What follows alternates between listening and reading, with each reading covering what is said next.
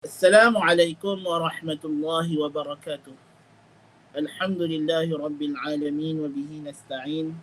Wassalatu wassalamu ala khatamil anbiya'i wal mursalin nabiyyina Muhammadin wa ala alihi wa sahbihi ajma'in. Amma ba'du. Ikhwatal iman, kita masih lagi membicarakan tafsiran ayat-ayat yang bermula dengan firman Allah, ya ayyuhalladzina amanu, dan kita masih lagi dalam surah Al-Ahzab.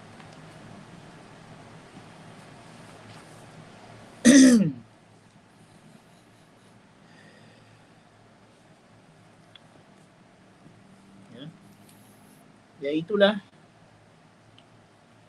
ada firman Allah Subhanahu wa taala dalam ayat ke-41 42, ya ayyuhalladzina amanu dzkurullaha dzikran katsira wasabbihuhu bukratan wa asila هو الذي يصلي عليكم وملائكته ليخرجكم من الظلمات إلى النور وكان بالمؤمنين رحيما تحيتهم يوم يلقونه سلام وأعد لهم أجرا كريما. Kita dah bahaskan ayat 41-42 berkenaan suruhan Allah Subhanahu wa taala untuk berzikir, mengingati Allah, yakni dalam sebanyak-banyaknya, dalam setiap keadaan. Macam mana sebanyak-banyaknya setiap keadaan ni, macam mana yang dicontohkan oleh Nabi kita Muhammad sallallahu alaihi wasallam, sebab Allah Taala dah kata sebelum ni, laqad kana lakum fi rasulillahi uswatun hasanatun liman kana yarjullaha wal yawmal akhir liman kana yarjullaha wal yawmal akhir wa dzakarallaha katsiran. Jadi zikir itu contohnya pada diri Nabi sallallahu alaihi wasallam.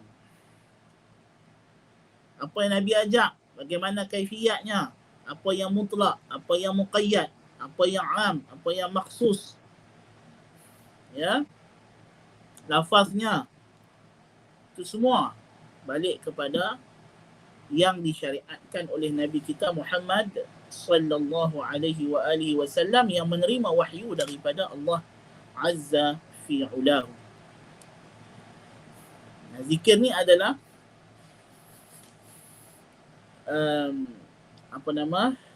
ibadat yang besar.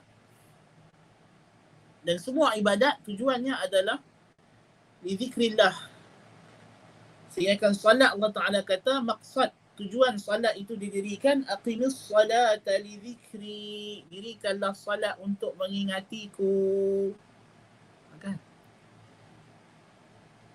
Jadi maknanya semua perkara ibadat ini tujuannya adalah kita nak mengingati Allah, membesarkan Allah, mengagungkan Allah, mensucikan Allah. Dan sebab itu Allah Ta'ala kata wasabbihuhu bukratan wa asila, dan bertasbihlah. Tasbih maknanya mensucikan Allah daripada sebarang sifat aib dan celah. Dan tasbih digabungkan dengan tahmid, subhanallahil azim wa bihamdih, kerana tahmid itu menyifatkan Allah dengan segala kesempurnaan, keagungan dan kemuliaan. Kemudian Allah Ta'ala kata, huwallazi yusalli alaikum, dialah Allah yang berselawat ke atas kamu. Yusalli alaikum. Apa makna yusalli alaikum? Kata Jalalain, ay yarhamukum. Ini balik kepada makna selawat. Apa makna selawat? Apa makna salat? As-salah. Apa makna as-salah? Kebiasaannya kita faham as-salah ni ialah ad-du'a. Jadi makna di sini Allah Ta'ala, dan itu ialah dari makhluk. Dan daripada Allah dikatakan rahmat. Jadi sebab itu dia lain kata ay yarhamukum, dialah yang merahmati kamu. Yakni yang memberikan kepada kamu pelbagai karunia dan bersifat simpati dan belas kasihan kepada kamu, menolong kamu dalam setiap keadaan. Jadi sebab itulah kita kena ingat Allah Subhanahu wa taala.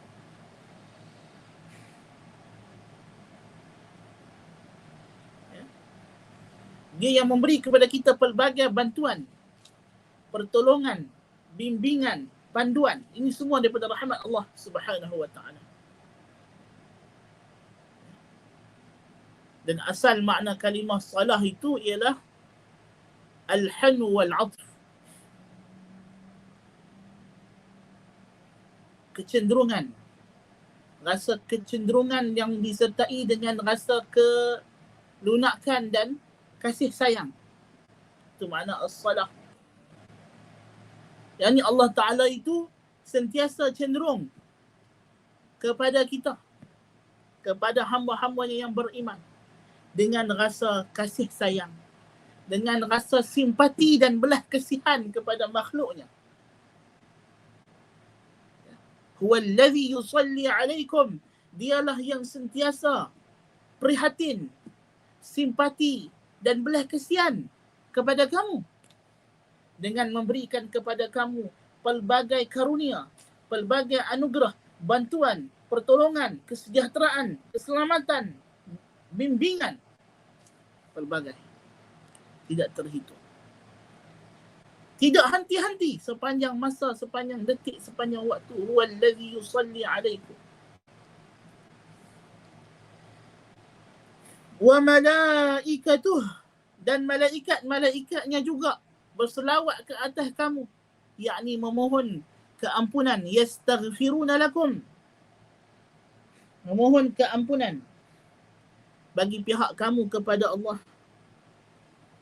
Tujuan apa? Allah Ta'ala memberikan kepada kita rahmat, karunia, dan para malaikat juga bersimpati kepada kita, membantu kita dengan perintah Allah, mengilhamkan kepada kita perkara-perkara yang baik untuk kita taat kepada Allah, membantu kita melawan syaitan dengan perintah dan arahan daripada Allah. Untuk apa? Liyukhrijakum minadh-dhulumati ilan nur, untuk mengeluarkan kamu daripada kegelapan yang banyak, kegelapan kekufuran, kegelapan maksiat, kegelapan kefasikan, bid'ah, kesesatan dan macam-macam gelap. Gelap ni banyak, yang nak menyimpangkan kita daripada jalan agama Allah Ta'ala ni banyak. Yang nak memesongkan kita daripada ketaatan kepada Allah Subhanahu wa Ta'ala, itu semua adalah zulumat, kegelapan-kegelapan yang banyak. Liyukhrijakum, liyudima ikhrajakum minadh-dhulumat, untuk dia sentiasa mengekalkan kamu keluar daripada kegelapan-kegelapan ini, supaya kamu istiqamah, tetap stabil di atas taat kepada Allah. Ila nur, menuju ke arah cahaya. Cahaya hanya satu, cahaya iman dan taat kepada Allah. Jalan menuju kepada Allah hanya satu, tidak banyak. Tidak ada dua, tiga. Jalan menuju kepada Allah adalah Islam, iman dan ihsan. Jalan menuju kepada Allah ialah ad-din. Jalan yang satu, tetapi tahapnya berperingkat-peringkat, yang mana kita perlu upgrade daripada kita Muslim menjadi mukmin, Muslim dan plus mukmin. Dan bila dah mukmin, kena plus lagi Muslim, mukmin plus muhsin. Inilah jalan iman. Cahaya yang menerangi kita, yang mana cahaya ini di dunia adalah ma'nawi, tetapi di akhirat dianya adalah cahaya hissi. Kalau kita tidak ada cahaya ini di dunia, cahaya taat kepada Allah, iman kepada Allah, mutaba'atun Nabi sallallahu alaihi wasallam, pegang dengan sunnah Nabi sallallahu alaihi wasallam. Kalau tidak ada cahaya ini di dunia, di akhirat masa kita nak melintah as-sirat, jambatan yang merentang jisrun ala matni jahannam, jambatan yang merentang di atas belakang neraka jahannam. Na'udzubillahi min dzalik. Adaqqu min asy-sya'r, ahaddu min as-sayf, lebih halus daripada rambut, lebih tajam daripada pedang. Nak melintah jambatan ini. Dan ketika kita nak melintah jambatan ini, Nabi kata fayulqa alaihim zulmah, akan digelak-gelitakan. Gelak-gelita. Neraka ni gelap. Bukan ada terang, dia gelap. Dan kita nak melintah di atas sirat ni dalam keadaan gelap. Gelap gelamat, tak nampak apa. Tak nampak pun tang mana titik mula nak pijak jambatan itu. Orang kafir datang berbondong-bondong nak melintah sirat. Gelap, tak nampak. Pijak-pijak tak kena jambatan. Habis. Terlebih pergi ke dalam neraka jahannam. Na'udzubillah min dzalik. Terhumban ke dalam neraka jahannam.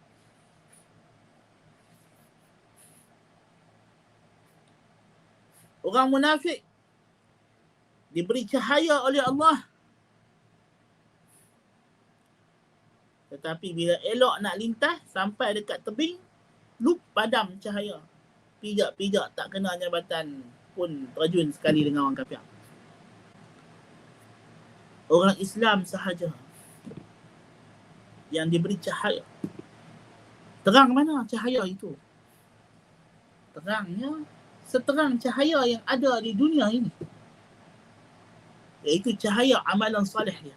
Kalau banyak, banyaklah cahaya dia dapat.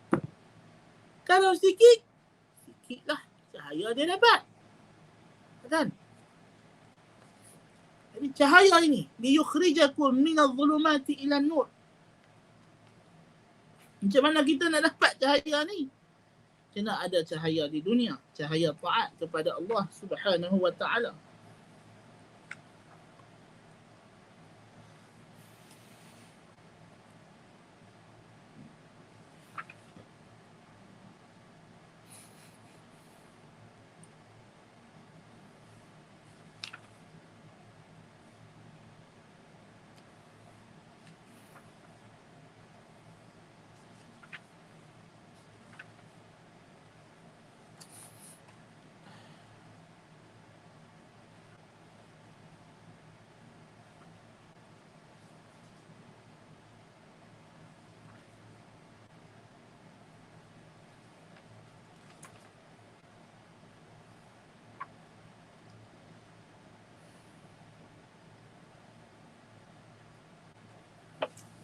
Jadi Allah Subhanahu wa taala bagi tahu kepada kita, dia nak keluarkan kita daripada kegelapan kepada cahaya iman.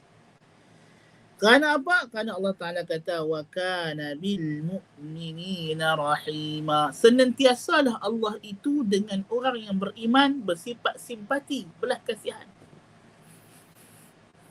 Sentiasa mengasihani, sentiasa menyimpati, sentiasa bersimpati. Sentiasa belah kasihan kepada orang yang beriman.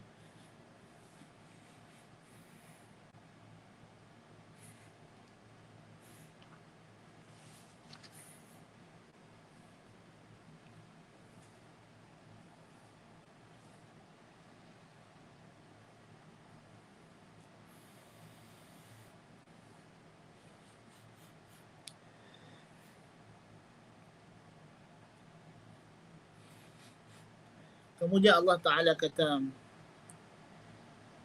tahiyyatuhum ay minhu ta'ala, ucapan selamat, ucapan greeting daripada Allah Ta'ala kepada mereka. kepada orang beriman. Yauma yalqawnahu, pada hari Allah Ta'ala bertemu mereka di hari kiamat dalam syurga nanti. Yauma yalqawnahu salam. Tuhan akan kata, salam sejahtera. Assalamualaikum ahlal jannah. Sejahtera ke atas kamu menduduk syurga. Ya. Kita baca dalam surah Yasin, telah kata, Salamun qawlan min rabbir rahim. Ucapan salam diucapkan oleh Tuhan yang maha mengasihani orang beriman. Jadi diucapkan salam. Ya.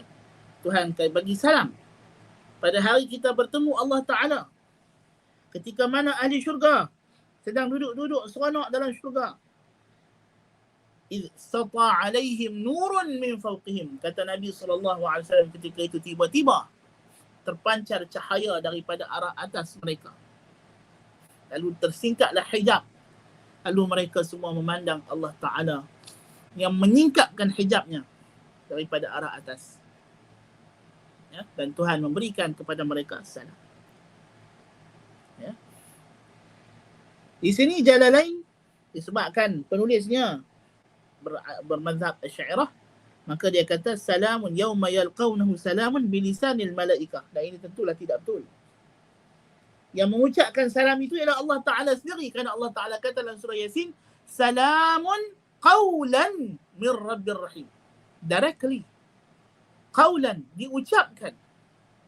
Yaqulu qawlan, diucapkan sendiri oleh Tuhan yang maha rahim, yang maha mengasihani. Ya, inilah aqidah ahli sunnati wal jamaah. Allah itu berkata-kata dengan huruf yang dipahami dan suara yang didengari, yang tidak menyamai huruf dan suara makhluk. Kaifiyatnya. Jadi ahli syurga mendengar suara Allah Ta'ala, melihat wajah Allah Ta'ala. Ya. Jelas dalam hadis-hadis yang mutawatir, yang begitu banyak sekali hadis-hadis menegaskan perkara ini, yang begitu sukar, bahkan mustahil untuk kita memberikan makna lain daripada makna yang telah jelas dan nyata ini. Ianya adalah nas, bukan sekadar zahir, bahkan ia adalah nas yang tidak mungkin ada lagi makna lain melainkan makna yang jelas tampak di hadapan, yang dipahami oleh orang Arab, dipahami oleh salafus salih radhiyallahu ta'ala alaihim ajma'in.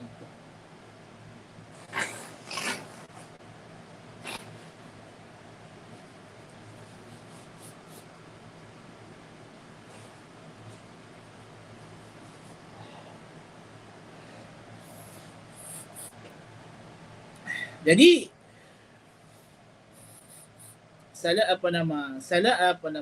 yauma yalqawnahu tahiyyatuhum yauma yalqawnahu salam.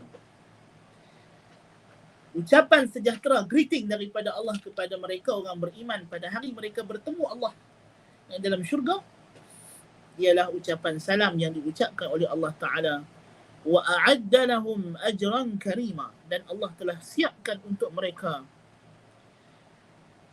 ganjaran yang sangat berharga, iaitulah syurga. Yang dalam syurga ni tersedia segala nikmat yang tidak ada padanya sebarang kesusah payahan. Dalam dunia ni kita kalau nak dapat nikmat kita kena susah-susah dulu, dan beriringan dengan nikmat itu juga ada kesusahannya dan kepayahannya, dan dia nikmat yang sementara yang akan hilang. Ada tempoh masa. Tetapi dalam syurga Allah Ta'ala telah sediakan wa a'adda lahu. Itulah ahli sunnah wal jamaah. Di antara usul aqidah ahli sunnah wal jamaah adalah syurga itu telah pun ada, telah wujud, dan Allah terus menerus membina, menanam bagi orang, setiap orang. Bila dia buat amal ibadah, Nabi kata Allah Ta'ala akan bina untuknya syurga, rumah dalam syurga. Diberi, dia disebut la haula wala quwwata illa billah, subhanallah walhamdulillah wala ilaha illallah wallahu akbar, ditanam untuknya. pokok-pokok di syurga. Tapi syurga tu asas tapaknya memang duk ada. Nabi tengok, Nabi masuk nikmat-nikmat syurga. Ya. Allah kata wa'adda lahum, dan dia telah sediakan bagi mereka ganjaran yang sangat berharga.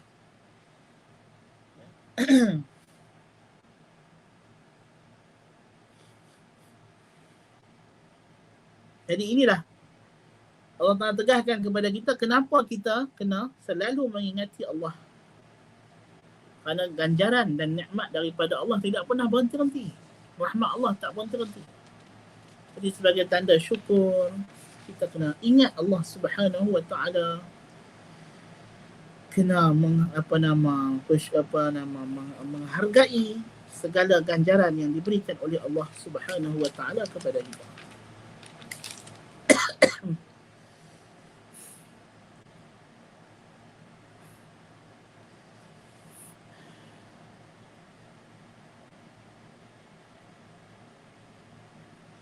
Kemudian dalam ayat 49,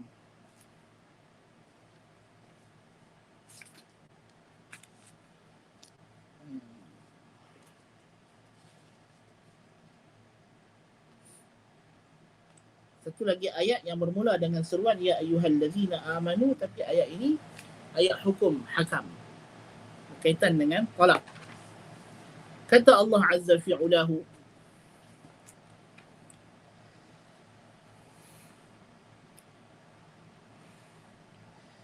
يا أيها الذين آمنوا إذا نكحتم المؤمنات ثم طلقتموهن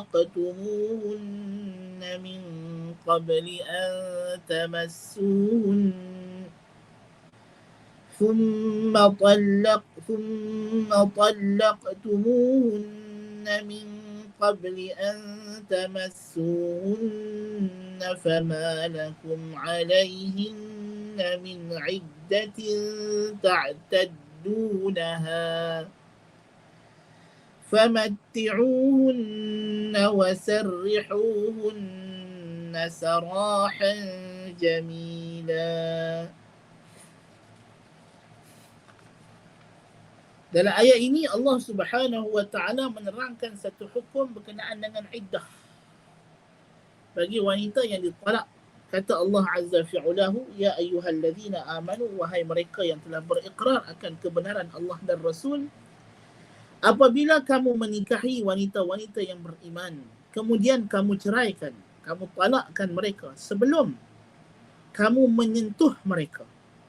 Dan pada satu qiraah, tumassuhunna ay tujami'uhunna, dengan makna melakukan hubungan seksual. Kamu bercerai, kamu belum melakukan hubungan seksual dengan isteri kamu tadi yang kamu ceraikan. Ya.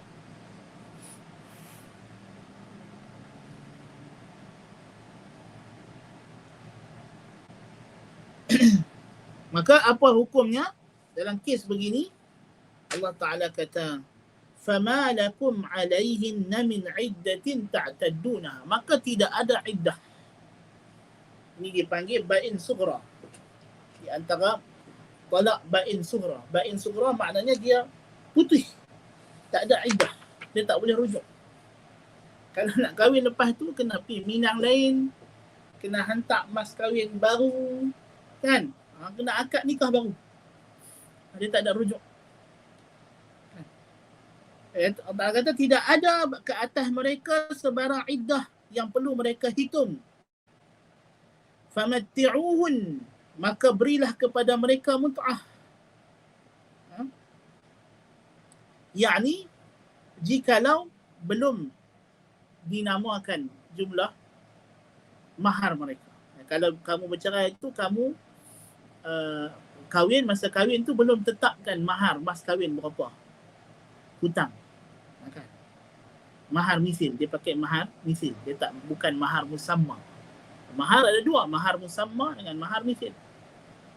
Mahar musamma ni yang biasa dibuat masa akad nikah tu disebut berapa. Ada nikah boleh juga tak sebut mahar. Mahar itu tetap wajib dibayar. Ya.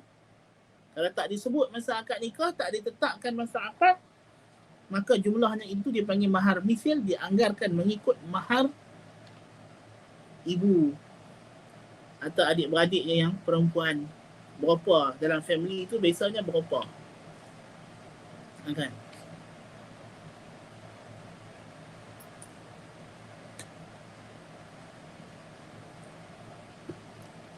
Kebiasaan keluarga dia, keluarga sebelah ibu dia, tetapkan untuk anak-anak perempuan mereka berkahwin. Mahar. Ya. Kalau ditetapkan mahar, maka bagi mereka itu adalah separuh mahar.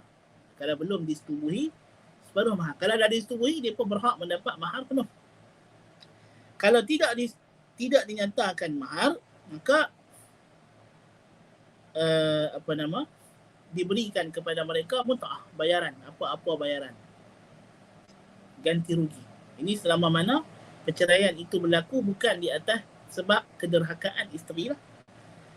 Wasarrihuhunna, dan lepaskan mereka sarahan jamila, dengan lepas yang elok, tanpa sebarang memberi mudarat, tanpa kamu buat onar, kamu buat syarat itu ini, kamu buat tahana kepada mereka, tidak boleh. Ini di antara hukum talak. Kerana iddah ini tujuannya adalah untuk istibra' rahim, untuk memastikan rahim kosong daripada benih suami. Ya. Sebab itulah kalau satu orang dia bercerai dalam keadaan isteri dia baru lepas haid. Isteri dia baru lepas haid dan dia belum menyetubuhi isterinya setelah mana suci daripada haid tersebut, maka dikira satu iddah dah habis, satu quru'. Tinggal lagi 2 kali datang haid, 2 kali suci haid lagi sahaja untuk dia iddah. Sebab terbukti dia tidak ada kesan mengandung daripada anak suami tadi. Tapi kalau dah setubuh, maka dia jadi panjang.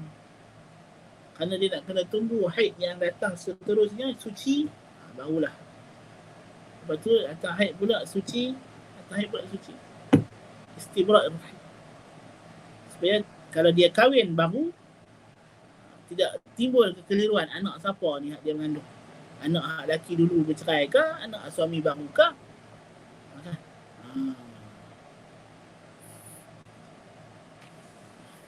Sebab itu dalam mazhab Syafi'i, wanita hamil kalau dah habis dia punya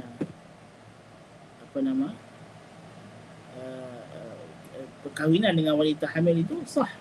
Ya, bukan dia tidak sah, tapi seeloknya ditunggu sampai dia melahirkan.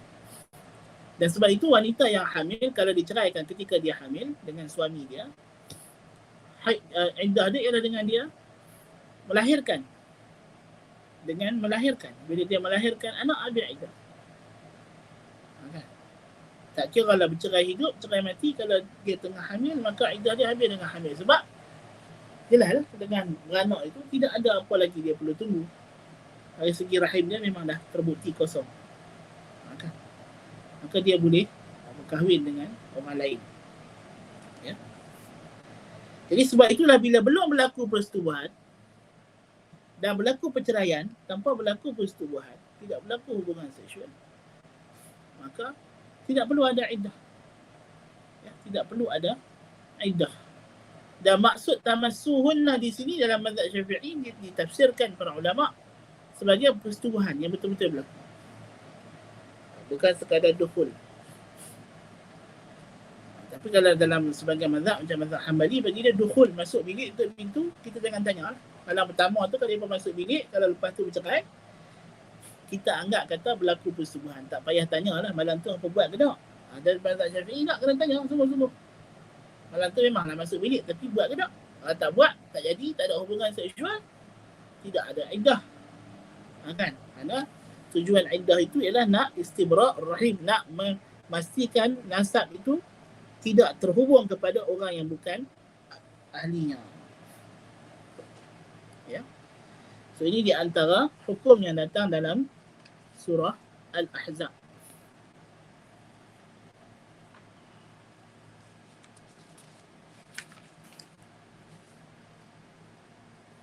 Kemudian satu lagi hukum datang dalam ayat 53. Di sini ada beberapa hukum yang penting. Ayat 53 ni kita kena bagi fokus, kita kena bagi perhatian berkenaan dengan hukum yang datang dalamnya. Allah Ta'ala kata, Ya ayyuhallazina amanu la يا أيها الذين آمنوا لا تدخلوا بيوت النبي إلا أن يؤذن لكم إلى طعام غير ناظرين إناه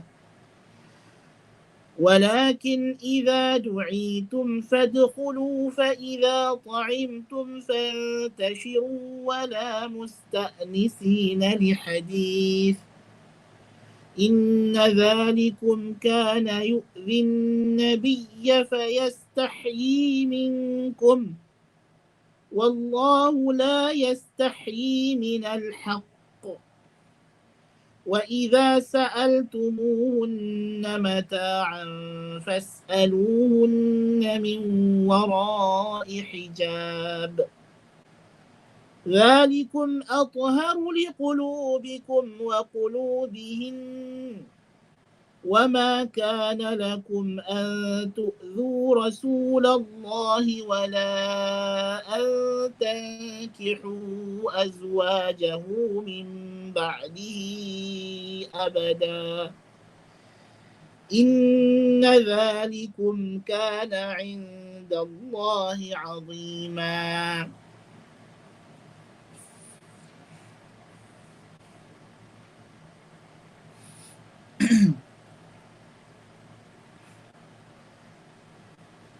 Maksud ayat ini, ya ayyuhallazina amanu, wahai mereka yang membenarkan Allah dan Rasulnya, berikrar, beriman dengan Allah dan Rasul, dan mengaku untuk beramal dengan amalan yang disyariatkan oleh Allah. La tadkhulu buyutan Nabi, janganlah kamu masuk ke rumah-rumah Nabi. Oh, Nabi ada banyak rumah, setiap isteri dia ada rumah. Satu orang yang nak kahwin banyak, dia bukan boleh buh bini satu rumah, kecuali kalau rumah itu rumah jenis partition, kan?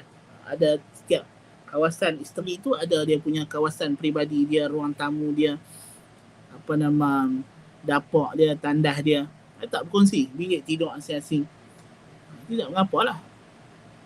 Tapi kalau rumah tu rumah sebuah rumah, itu tak boleh lah, kan? Sebab tidak boleh isteri pertama duk tengok suami dia duk bermesra dengan isteri kedua, duk tengok lelaki, itu akan menimbulkan kecemburuan dan kejelasan, dan boleh merosakkan poligami. Dia kata, wahai orang yang beriman, janganlah kamu masuk ke rumah-rumah Nabi melainkan illa ayyu'dhana lakum, melainkan kamu diizinkan, ila ta'amin, kamu diizinkan masuk untuk makan, dijemput makan, ghaira nadhirina inah, tapi dengan syarat bila kamu mai rumah Nabi, pastikan kamu sampai tu makanan dah sedia. Jadi katalah orang panggil mai rumah pukul 1 tengah hari, maknanya dia bajet, dia akan siap masak mungkin 12.30. Janganlah kita pukul 11 dah sampai, duk tunggu dia masak. Itu tak boleh, tak bagus, kan? Itu bukan adab bertandang, apatah lagi ke rumah Nabi SAW. Ghaira nadhirina inah, kecuali kalau memang dia panggil, memang dia ajak kita mai tunggu, mai ajak kita masak sekali ke, tak apalah, kan? Ini kita mai awal, sebelum waktu dia makanan tak terhidang, kita duk mai tunggu, kawan pun kelang kabut duk siap rumah, tak boleh. Ghaira nadhirina inah walakin idza du'itum, tetapi kalau kamu dipanggil, fadkhulu, maka masuklah. Kalau dipanggil masuk, dijemput masuk. Fa idza ta'imtum fantashiru, bila dah selesai makan, dah sudah makan, dipanggil tujuan apa? Tujuan makan, kan? Dah selesai makan, baca doa apa semua, baliklah, kan?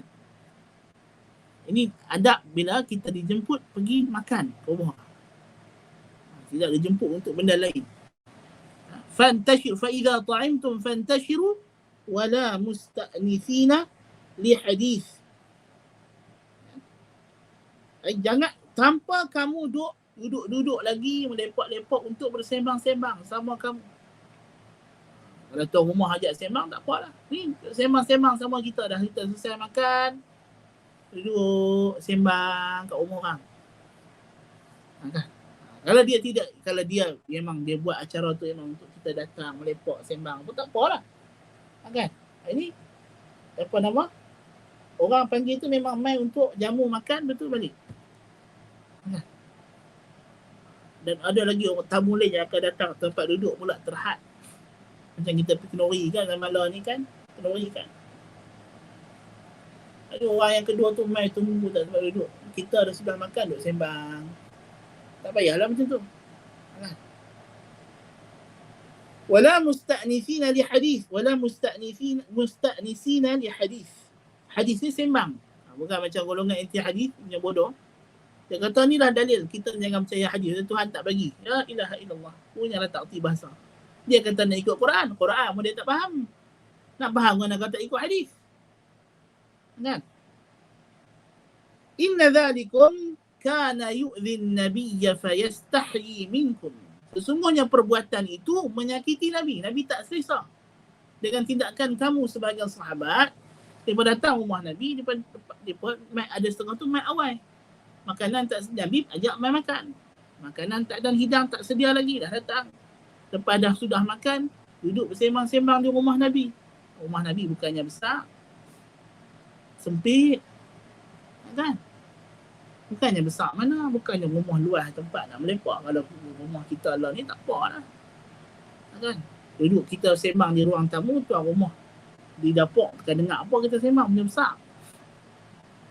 Kan? Rumah Nabi kecil, aduh. Kan?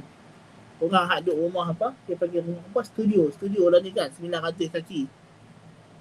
Itu pun lagi besar pada rumah Nabi. Jadi kalau itu susahlah tu rumah.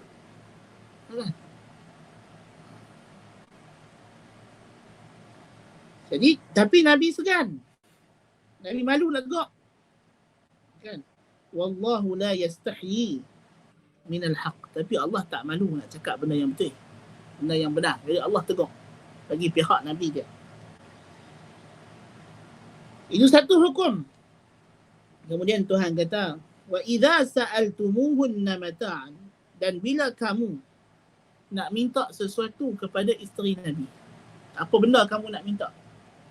Benda-benda, barang-barang, kan nak minta fatwa, kan nak minta pandangan, kan nak minta riwayat hadis, kan daripada isteri-isteri Nabi, fas'aluhunna min wara'i hijab, maka mintalah dalam keadaan mereka itu di sebalik tabir, di sebalik hijab. Jangan kamu minta berdepan-depan duk sembang, duk pandang aku hang. Tak boleh lah, orang perempuan aurat. Kan? Minta daripada sebalik hijab, dalam keadaan perempuan tadi bertutup aurat penuh dan kamu tak perlu nak melihat wajahnya pun. Kan? Apa kata ni ekstrim. Ni kan, kalau benda macam ni ekstrim ni. Tapi inilah hukum Islam. Kan? Bila sembang lelaki perempuan itu saling pandang memandang, lama-lama dia akan bawa kepada benda-benda yang tak elok. Jadi tidak perlu. Sekadar keperluan. Minta barang atau tanya benda, lepas tu terus belah. Jangan duduk tunggu lebih-lebih. Jangan duduk main sembang-sembang lama-lama orang perempuan, lelaki perempuan. Tak boleh. Walaupun hukum ni datang berkenaan isteri Nabi, tapi dia umum. Pasal apa umum? Pasal illah dia umum. Allah kata apa? Zalikum atharu liqulubikum wa qulubihin. Itu lebih suci, lebih menjaga, mensucikan jiwa kamu dan jiwa mereka. So, tidak ada timbul perasaan-perasaan yang tidak baik, syahwat dan sebagainya. Dan ini terkenal kepada semua kita. Kalau ini untuk isteri Nabi, apatah lagi wanita-wanita yang bukan isteri Nabi, yang lebih terdedah kepada syahwat. Kalau ini untuk para sahabat yang memang mereka ni manusia yang suci, apatah lagi kita manusia yang penuh dosa. Ya. Itulah lebih terpakai lagi hukum ini. Wa ma kana lakum an tu'dhu Rasulullah, dan tidak sepatutnya kamu menyakiti Rasulullah sallallahu alaihi wasallam. Kamu buat benda-benda yang menyebabkan Nabi tak selesa, tak senang, tak sepatutnya. Dan adab dengan Nabi selepas baginda wafat ialah seperti semasa baginda hidup. Ini kaedah. Adab kita dengan Nabi selepas Nabi wafat sama macam adab kita dengan Nabi masa Nabi hidup. Ya? Kalau kita pergi ziarah Masjid Nabawi, ziarah makam, tak boleh menjerit-jerit, tak boleh angkat suara. Pasal apa? Dia larang kita mengangkat suara. Abu Bakar dengan Nabi SAW bersembang ke akhir sirah, macam orang berbisik, suara pelan. Amr bin Al-As radhiyallahu anhu, dia kata, lepas aku masuk Islam, aku tak mampu. Kalau engkau suruh aku cerita Nabi tu macam mana, rupa dia aku tak boleh. Pasal apa? Aku tak pernah pandang penuh Nabi, punya hormat, punya kagum dengan Nabi. Ya? Aku tak berani nak pandang penuh Nabi. Kan? Berdepan-depan. Subhanallah. Subhanallah. Jadi sebab tu Allah Ta'ala kata, وَلَا تَنْكِحُوا أَزْوَاجَهُ مِنْ بَعْدِهِ أَبَدًا. Dan tak boleh kamu bernikah dengan isteri Nabi sampai bila-bila. Jadi ummahatul mu'minin haram kita mengahwini. Sebab isteri Nabi adalah isteri Nabi di dunia dan di akhirat. Sebab orang perempuan itu akan bersama di akhirat nanti dengan suami dia yang terakhir. Sebab itu Ummu Darda tanya kepada dia, tak kahwin lain ke? Lepas Abu Darda meninggal, dia kata aku nak jadi. Ataupun Abu Darda pesan kepada dia, kalau engkau nak jadi isteri aku di akhirat, jangan kahwin lain lepas aku mati.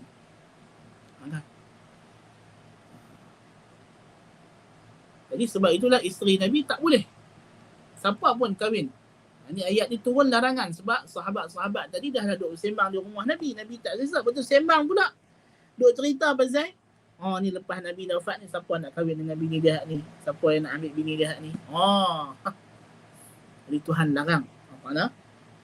Benci perbuatan tersebut. Dan adab dengan Nabi selepas baginda wafat sama dengan adab masa baginda hidup.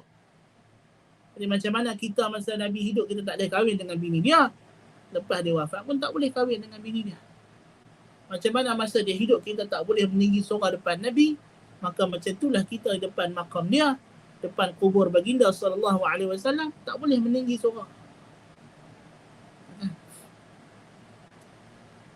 Kita beradab depan Nabi, maka macam itulah kita kena beradab di depan hadis-hadis Nabi SAW.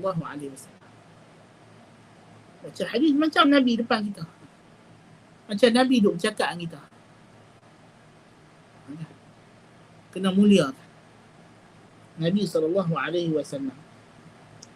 Inna dhalikum kana inda Allahi azimah. Sesungguhnya perbuatan itu daripada kamu sisi Allah adalah dosa yang sangat dahsyat. Perbuatan tidak hormat Nabi, menyakiti Nabi SAW, apatah lagi pada isteri-isteri dia, ini adalah perbuatan yang sangat-sangat besar jenayahnya, dosanya di sisi Allah Subhanahu wa Ta'ala.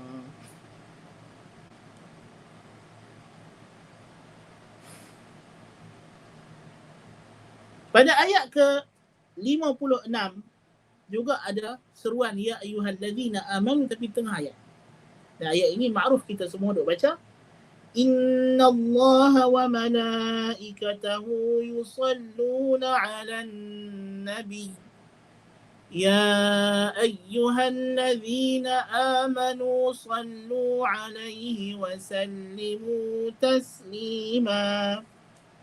Sesungguhnya Allah dan para malaikatnya berselawat ke atas Nabi. Apa makna selawat di sini? Makna yang makruf, yang masyhur disebutkan tadilah, kita dah bincang makna selawat. Selawat daripada Allah adalah rahmah. Dan lebih tepat lagi maksud dalam konteks pada Nabi ini, selawat ialah maknanya al-hun wal 'atf. Rasa cenderung dengan rasa kasih sayang dan belas kasihan.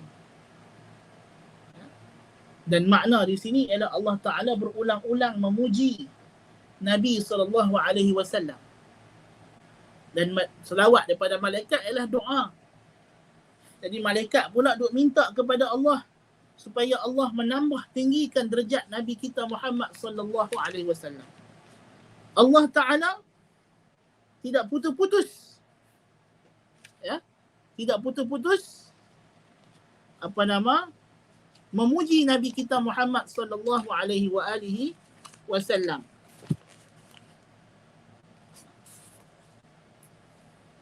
Inna Allah wa malaikatahu yusalluna ala nabi. Yani Allah tidak putus-putus memuji Nabi SAW. Dan itu maknanya derajat Nabi kita terus diangkat oleh Allah Subhanahu wa ta'ala. Dan malaikat senantiasa bermohon kepada Allah supaya Allah menambahkan lagi puji-pujian tersebut kepada Nabi kita Muhammad sallallahu alaihi wasallam. Maka Allah Ta'ala perintahkan kepada orang beriman, ya ayyuhallazina amanu sallu alaihi. Wahai orang yang beriman, yang membenarkan Nabi sallallahu alaihi wasallam, beriman kepada Allah, sallu alaihi. Yani perintah supaya kita menyebut Allahumma salli ala Muhammadin wa sallim. Sallu alaihi wa sallimu taslima. Yani perintah daripada Allah supaya kita menyebut Allahumma salli ala Muhammadin wa sallim. Ya Allah, tambahkanlah puji-pujian kamu kepada Muhammad sallallahu alaihi wasallam dan berilah kesejahteraan yang berterusan, keamanan yang berterusan kepada Nabi kami Muhammad sallallahu alaihi wasallam. Dan ini adalah perintah wajib. Dan para ulama berbeza pandangan. Bilakah waktu wajib selawat dan salam ke atas Nabi ini?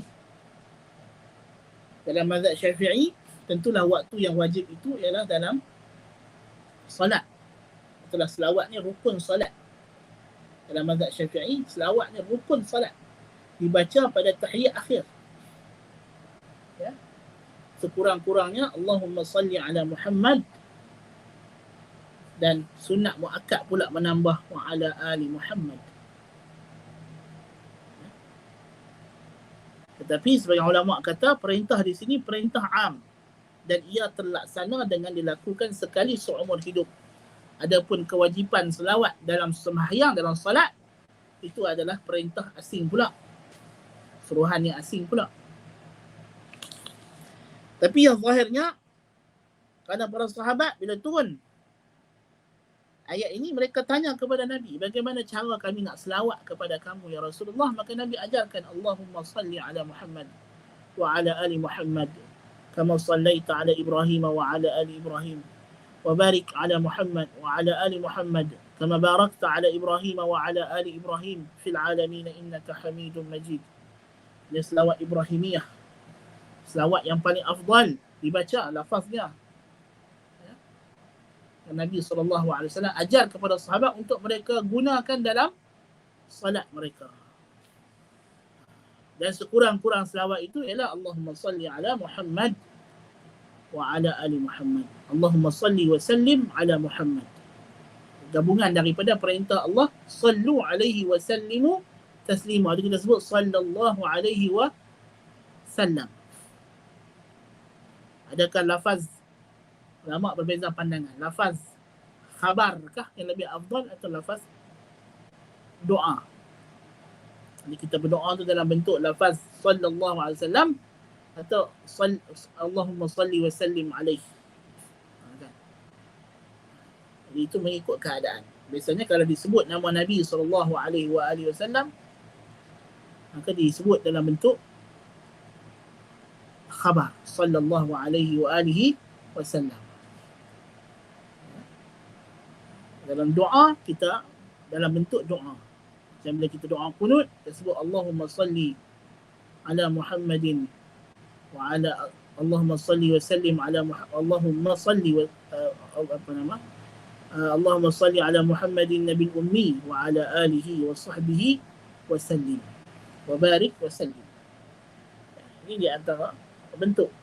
Dan selawat ni dia tidak ada had lafaz dia macam mana pun boleh. Boleh tak kita buat lafaz selawat kita sendiri? Tak ada masalah, tidak ada larangan. Dan dibenarkan. Kerana para sahabat berselawat kepada Nabi dengan pelbagai lafaz. Ya, berbagai lafaz. Asalkan lafaz-lafaz itu ialah lafaz yang syar'i, tidak ada unsur-unsur ghulu, melampau, dan tidak mendakwa fadilat-fadilat khusus. Yang itu yang salah. Itu yang salah. Bila kita buat lafaz selawat kita, lepas tu kita dakwa fadilat khusus.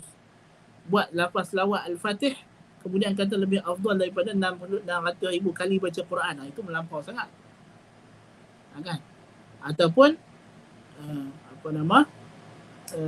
lafaz selawat itu mengandungi makna-makna atau perkataan-perkataan yang tidak layak dengan maqam Nabi SAW kerana berlebihan mengangkat darjat Nabi sampai ke tahap ketuhanan dan sebagainya. Itu tidak dibenarkan lah. Tapi secara asalnya selawat dengan apa lafaz pun boleh. Tidak ada lafaz tertentu yang Nabi SAW hadkan. Ya. Cuma dalam sembahyang, ya, itu ada lafaz yang Nabi ajak. Dalam solat. Itu lafaz dalam solat. Dalam solat. Ibn Abbas kata yang tu Nabi ajak kami macam Nabi ajak surah daripada Quran. Itu dalam solat. Kan? Jadi inilah di antara ayat-ayat yang terkandung dalam surah Al-Ahzab ini yang datang dalam perintahnya ialah ya ayyuhallazina amanu, dan ada lagi dua ayat di hujung surah ya ayyuhallazina amanu la takunu kallazina adaw Musa. Ayat ni masih lagi berterusan tentang sikap adab kita dengan Nabi SAW. Ya. Jadi ada dua lagi ayat ya ayyuhallazina amanu surah Ahzab ni kita akan ambil pada sesi kelas kita yang akan datang. Kemudian bila habis daripada surah Ahzab ni, kita akan pergi kepada surah Al-Hujurat. Ada silap dalam surah Hujurat. Surah Hujurat tu kita akan ambil tafsiran surah Hujurat secara penuh. Lepas tu kelas kita tafsiran ayat ya ayyuhallazina amanu ni akan tamat insya-Allah taala. Dan lepas tu kita akan tengoklah apa pula subjek lain yang kita akan ambil selepas ini biiznillah taala.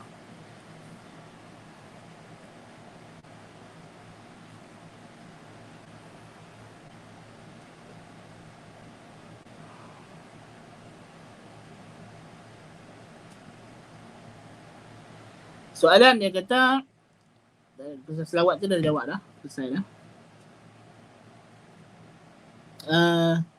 Ikhtilat.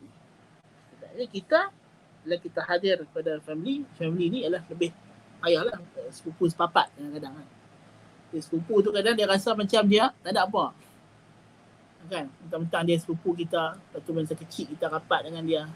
Dia mai duk menyending kita. Itu masalah. Kan? Jadi kita berusaha lah seboleh-bolehnya kita tegur. Hanya tak ada buat macam mana. Dia masalah selalu nak tengok orang yang minta nasihat yang macam ni, dia nak ustaz bagi satu kaedah untuk dia keluar daripada masalah kemungkaran itu tanpa perlu dia bercakap. Mana boleh?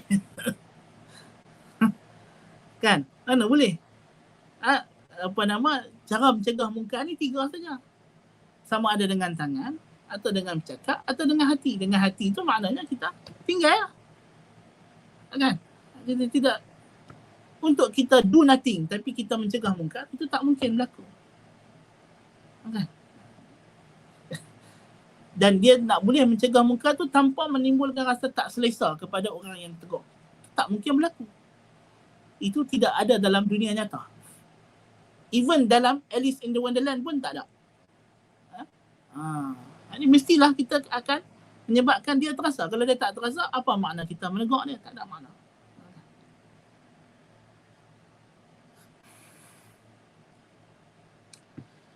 Soalan lagi dia tanya, bolehkah?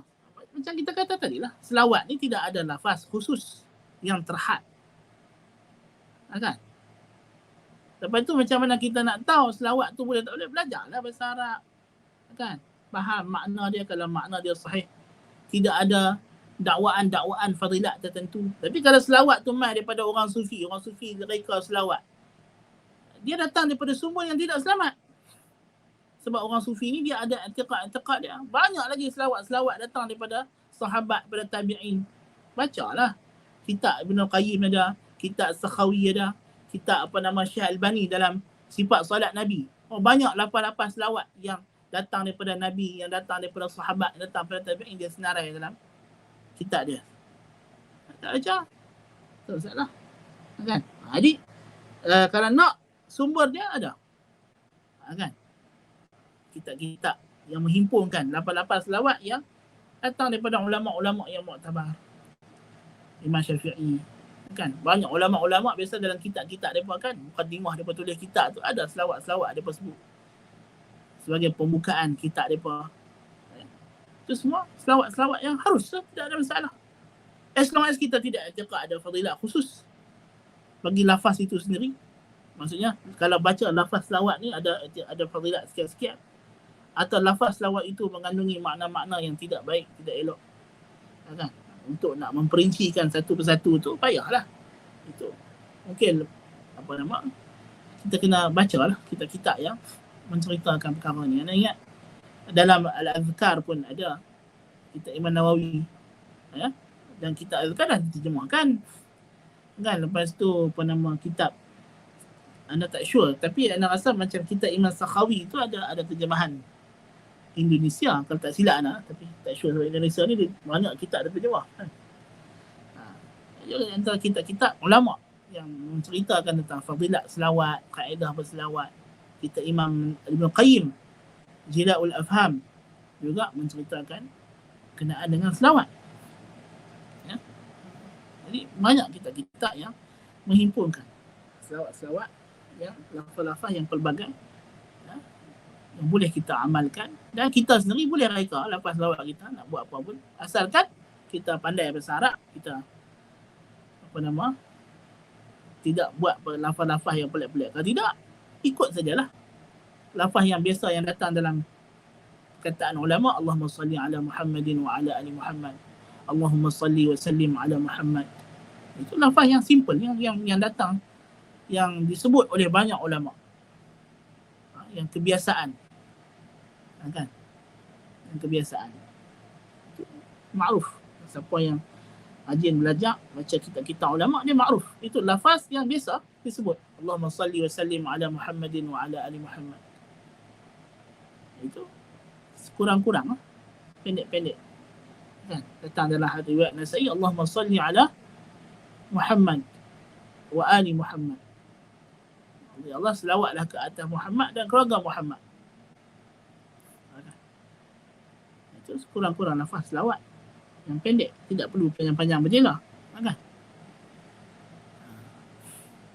Ada nak panjang, baca selawat Ibrahimiyah. Kan Imam Nawawi datangkan, dia himpun semua lafaz-lafaz selawat Ibrahimiyah tu kan, dalam setiap hari ada beza-beza. Dia himpun semua. Allahumma salli ala Muhammadin abdika wa rasulika an-nabil ummi wa ala alihi wa azwajihi wa dhurriyyatihi kama sallaita ala Ibrahim wa ala ali Ibrahim wa barik ala Muhammadin abdika wa rasulika an-nabil ummi wa ala alihi wa azwajihi wa dhurriyyatihi kama barakta ala Ibrahim wa ala ali Ibrahim fil alamin innaka Hamidum Majid. Ini lafaz selawat yang paling afdal, kata Imam Nawawi rahimahullah dalam Al-Azkar. Kerana dia adalah lafaz selawat Ibrahimiyah yang terhimpun padanya semua lafaz yang datang dalam pelbagai riwayat, digabungkan. Wallahu ta'ala a'lam bis-shawab. Qultu lakum ma sami'tum, subhanakallahumma bihamdika asyhadu an la ilaha illa anta astaghfiruka wa atubu ilaik. Assalamualaikum warahmatullahi wabarakatuh.